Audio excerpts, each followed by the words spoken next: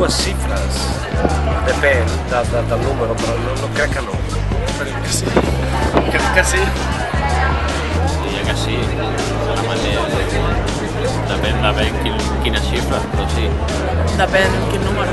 Si em dius divideix, pues, algo bàsic sí, per exemple. Per 10 o així, sí. Sí, 12, no? 12.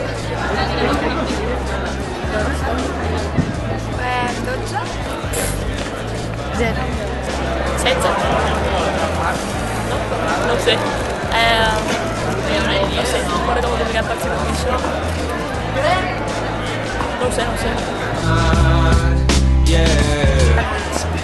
La hipotenusa és igual a la suma dels quadrats, Teorema de Pitàgores, hipotenusa al quadrat igual a catet al quadrat més petit al quadrat. I això va ser molt repetit a l'escola, però té a veure amb el triangle, no? Però no me'n recordo exactament. Si tenim un triangle rectangle que té un àngul de 90 graus, els catets al quadrat, o sigui, la suma dels catets al quadrat és igual al quadrat de la hipotenusa, que és la diagonal d'un quadrat, si fos 2 triangles. Hòstia. Sí, bueno, la suma dels catets és... La suma dels catets al quadrat és el hipotenusa al quadrat.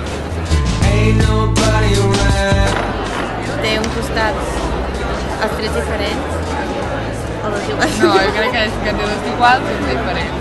El triangle equilàter té els tres costats iguals, i els tres angles són iguals, i l'isòsceles, bueno, dos iguals i un diferent. el teclado tiene las tres costats iguals i l'isòsceles dos,